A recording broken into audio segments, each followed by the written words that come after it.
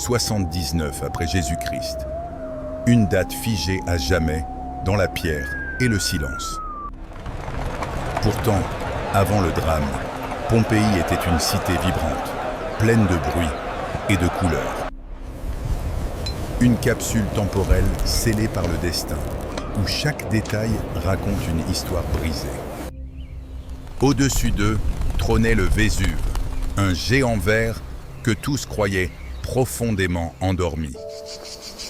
Ses pentes fertiles offraient le vin et la richesse, cachant la menace sous l'abondance. Dans les rues, la foule se pressait, ignorante du compte à rebours qui était déjà enclenché. Les riches demeures offraient un havre de paix, bercé par le clapotis rassurant de l'eau. L'abondance régnait sur les étals, promettant des banquets et des plaisirs sans fin. À la palestre, les gladiateurs s'entraînaient pour la gloire d'un combat qui n'aurait peut-être jamais lieu. Au terme, les corps se détendaient dans la vapeur, loin des soucis du monde extérieur. Le pain quotidien sortait des fours, fruit d'un labeur qui semblait devoir durer éternellement. Le rire résonnait dans le grand théâtre, couvrant les premiers murmures de la terre. Et vers le port, les marchandises du monde entier affluaient pour satisfaire l'appétit de Rome. Mais soudain, l'eau des fontaines se mit à trembler. Premier avertissement d'un désastre imminent. Les animaux, plus sensibles que les hommes, sentaient déjà la mort monter du sol. Le ciel se remplit d'oiseaux paniqués, fuyant une menace que nul ne voyait encore. Les murs millénaires se fissurèrent, comme si la ville elle-même commençait à craquer de peur. Un vent mauvais se leva, portant avec lui une odeur de soufre et d'inquiétude. Les puits se tarirent brusquement, laissant la population face à une soif inexpliquée.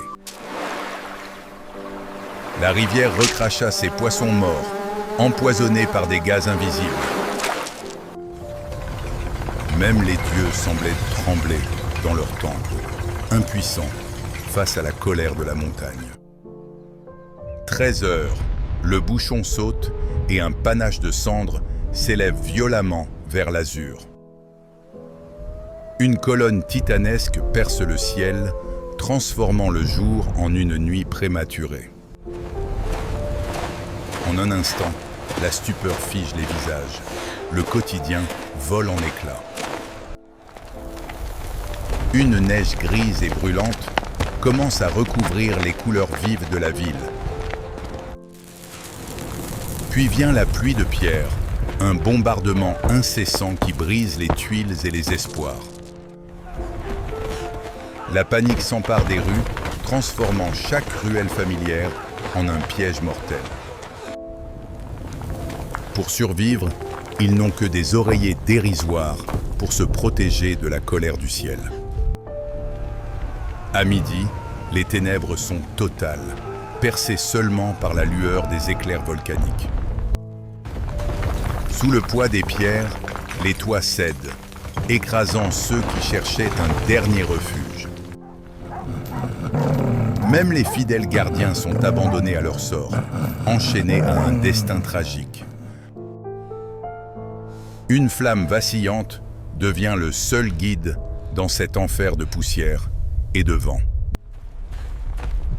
Partir, c'est abandonner sa vie, jeter un dernier regard sur un monde qui disparaît. La marche devient un calvaire, chaque pas s'enfonçant difficilement dans une boue brûlante. La mer, seule issue possible, se déchaîne et rejette impitoyablement les navires vers le rivage. Au-dessus du cratère, l'orage gronde, spectacle terrifiant d'une nature devenue folle. Terrés dans les caves, les familles prient, espérant que les murs tiendront jusqu'à l'aube. Mais les issues se bloquent une à une, transformant les abris en tombeaux. La folie gagne les bêtes et les hommes, tous perdus dans un labyrinthe de cendres. Les plus belles villas s'effondrent, leurs trésors ensevelis en une fraction de seconde. Certains, aveuglés par l'avidité, pillent l'or alors que le monde s'écroule autour d'eux.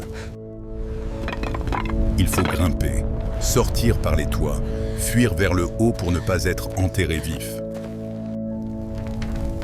Les lampes renversées déclenchent des incendies qui lèchent les ruines déjà fumantes. La beauté captive ne peut s'échapper, condamnée par sa propre prison dorée. Les bijoux, symboles de statut, gisent désormais dans la poussière, sans valeur face à la mort. Les routes sont coupées, encombrées par les débris d'une civilisation à l'arrêt. Les empereurs de marbre tombent de leur piédestal, rappelant que tout pouvoir est éphémère. Les prières s'élèvent vers des cieux sourds, étouffés par le fracas de la terre. Dans la caserne, les gladiateurs creusent désespérément, luttant pour une dernière chance. Et quand la dernière lumière s'éteint, il ne reste que la peur absolue du noir. Au petit matin, un silence de mort plane sur une ville devenue fantôme. Soudain, la colonne s'effondre, libérant le véritable monstre sur les flancs du volcan. Une avalanche de gaz brûlant dévale la pente à la vitesse d'un ouragan. Il est trop tard pour courir. La mort arrive désormais plus vite que le vent. Unis dans la mort comme dans la vie, ils attendent l'éternité ensemble. Le choc est instantané, pulvérisant la pierre et figeant la vie sur place. Une chaleur de fournaise vaporise l'instant, effaçant toute douleur en une seconde. Les derniers toits s'embrasent, phares inutiles dans une nuit éternelle.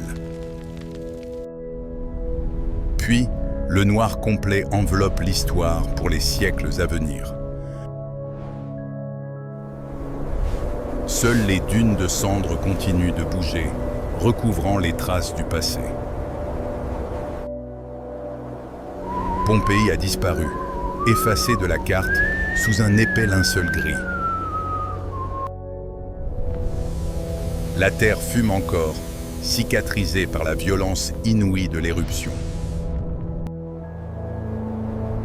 La nature est calcinée, témoin muet d'une destruction totale.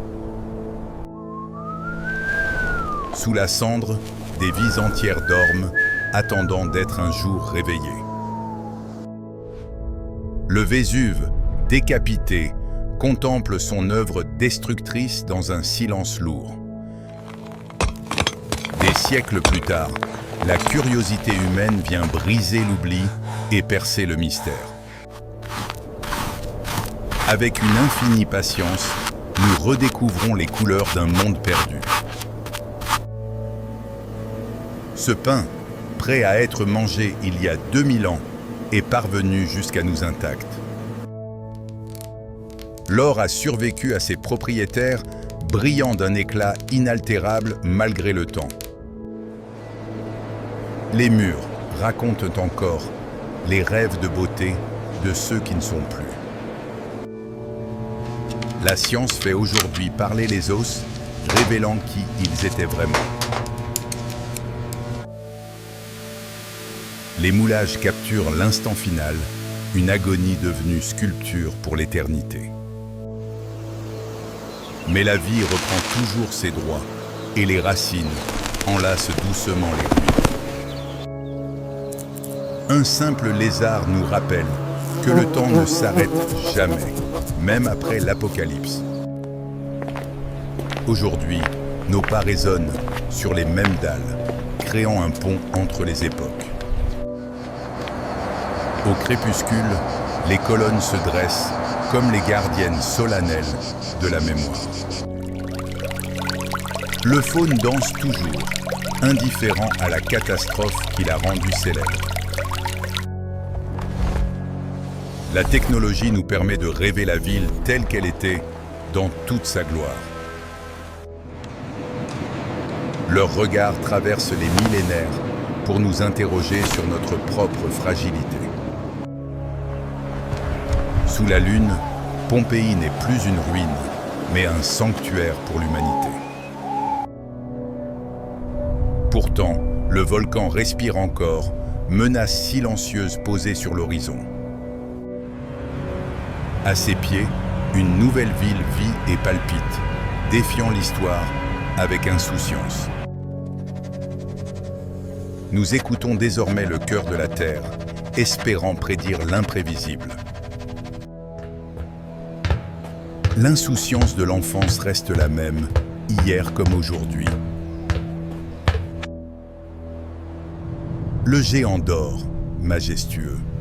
Mais pour combien de temps encore ? L'amour, figé dans le plâtre, est la seule chose que la mort n'a pas pu tuer. Ils ont écrit leur nom pour ne pas être oubliés. Et ils ont réussi. Nous éteignons les lumières, mais leur histoire continue de briller dans nos mémoires. Les étoiles qui les ont vus mourir sont les mêmes qui nous regardent ce soir. Une flamme s'éteint, mais le souvenir de Pompéi, lui, est éternel.